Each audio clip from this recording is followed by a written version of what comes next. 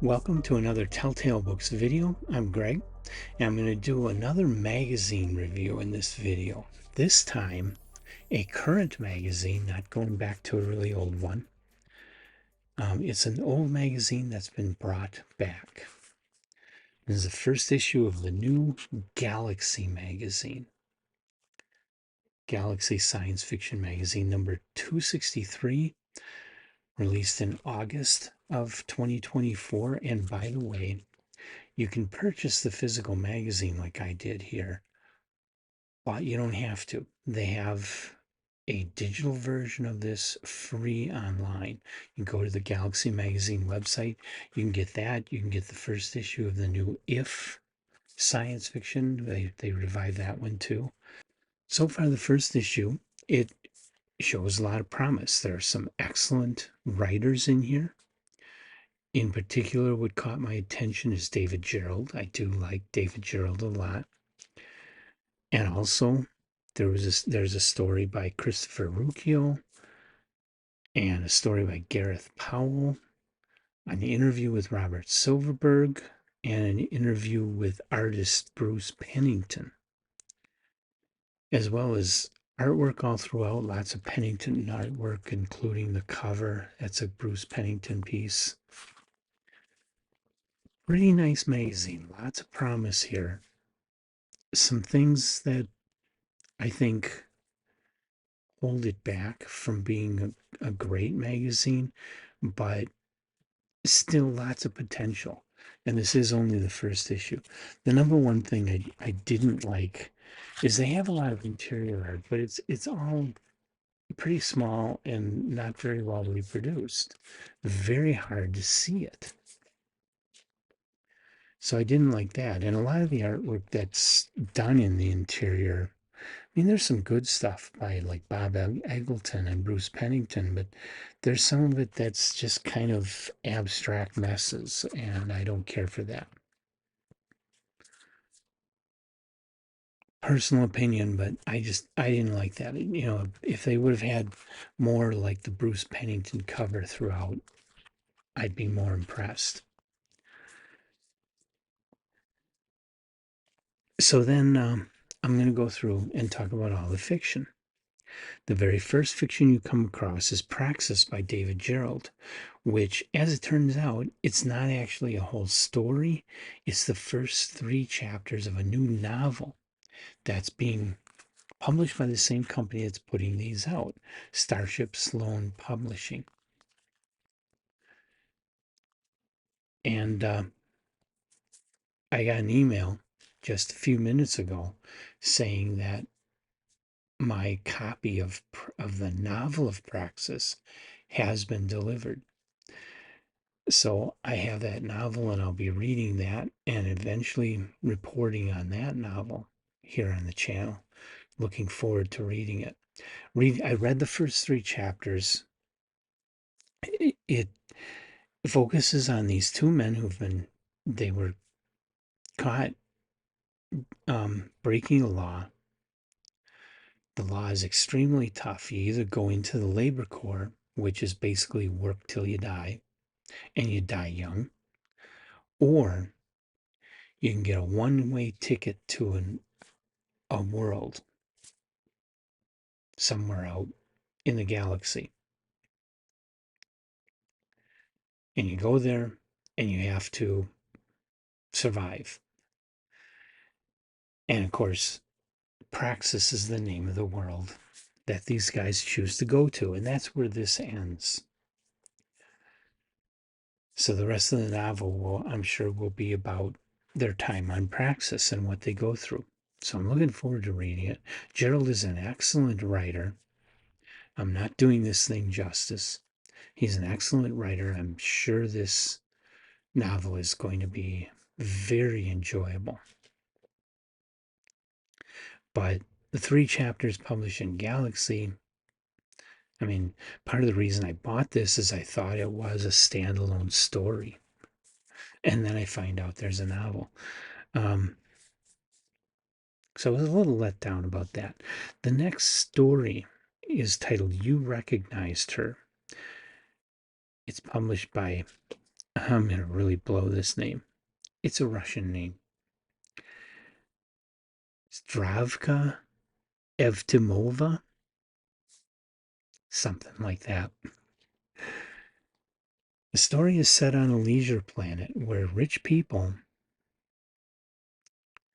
pay beautiful women to come to this planet and dip various body parts into water. The reason they do this is the water is actually, it's got to be acid because it completely burns that, if they put their hand in, it completely burns all their fingers off. So these rich people just do this. They get a thrill out of these beautiful women being not cut apart, but being crippled this way. They pay them a lot of money, and these women voluntarily stick body parts, their hand, their ear, their foot, whatever, into the water, and it instantly gets burned off, and it's extremely painful. It's not a fun story to read. It makes a point, but the point is a very negative one about humanity. And I mean, this really does happen in the real world where people who happen to have a lot of money and a lot of privilege will use that to either coerce or force people to do things that they wouldn't otherwise do.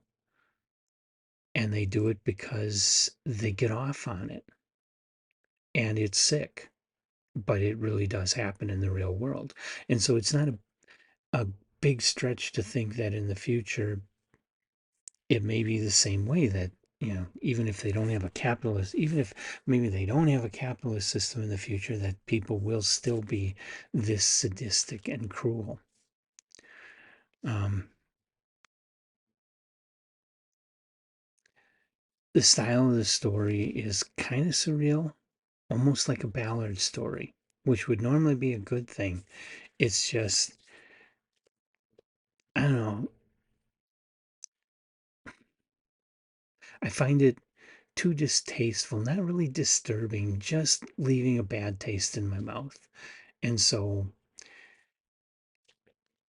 it's like drinking a cup of coffee that turns out to be way too strong and you don't like strong coffee and it leaves that taste in your mouth. And it's like, no, that's not good. So I didn't care for it. I really didn't care for it. The next story is the Gareth L. Powell story, which I was looking forward to because I've been paying attention to Gareth Powell, and I bought a trilogy of books that sounded really cool. I haven't had a chance to read them yet. I got from NetGalley a novel that he's coming out with next February, and I want to read that. This guy he writes mostly space opera. He sounds like I'm really gonna like his work. So when this short story was in here, I thought, cool, a short story. I can get introduced to Gareth Powell a little bit. But it's a really short story. It's like flash fiction. And it's not science fiction. What happens in Dusk of the Dead is the dead come back to life. They come out of the grave, they come out of the ground, and they walk around and they stand on the corner and they just stand there. They don't eat brains, they don't chase people, they don't scare people, they don't make gross sounds or anything. They just stand there like they're waiting for something. They just walk around aimlessly.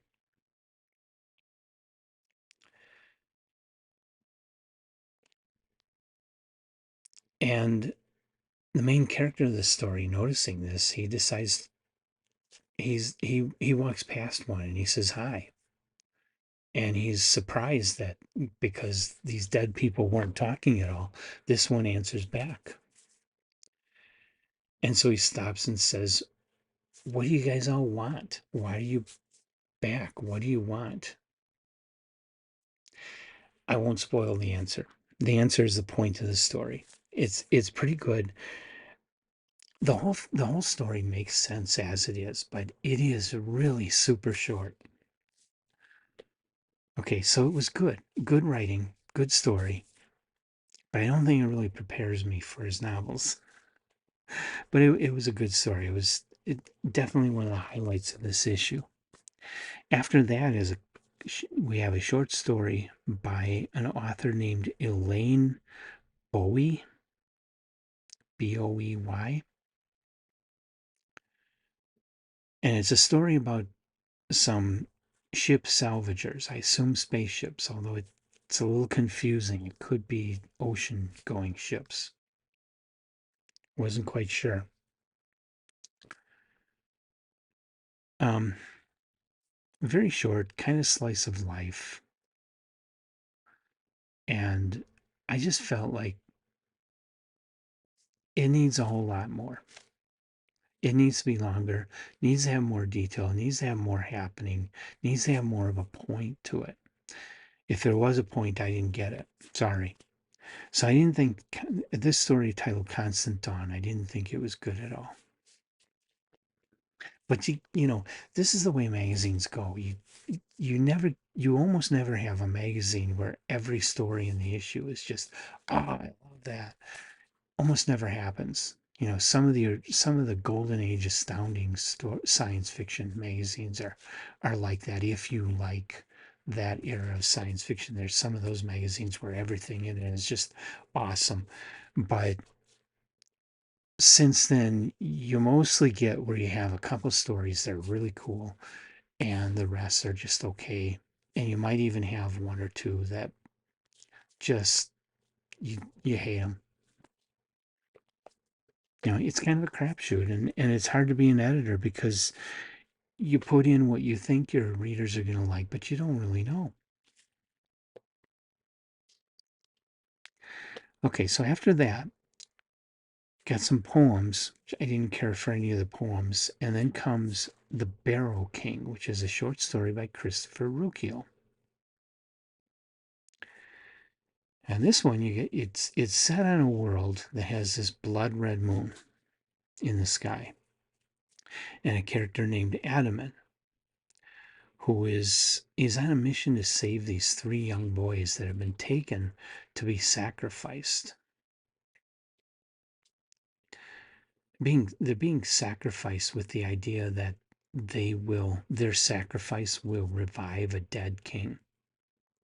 Can't really say too much more about it without ruining it for you. It's a good story, very well written, very interesting setup, but I feel like I'm being set up. It feels like the first chapter of a much larger work. It feels like he's setting us up for a whole series, a fantasy series, which he could be doing here. And with the reception of all of his other books, I've never read Christopher Ruccio myself, but man, he's had a lot of talk on BookTube about his work, and so I do want to read more of his work. And I think if he does turn this into a whole fantasy series, a lot of people are going to be anticipating it and reading it.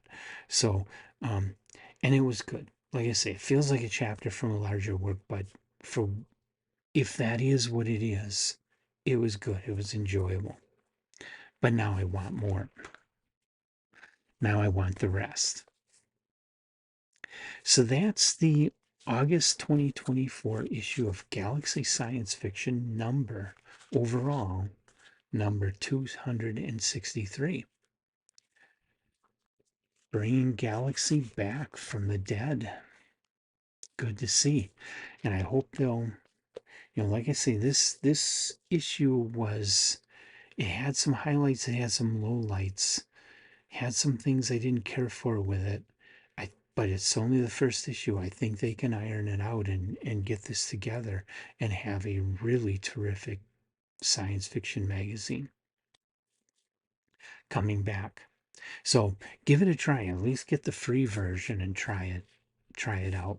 See how you like it and see if Galaxy is worth bringing back. So I'll keep watching and reporting on more magazines here. And I hope you'll come back and join me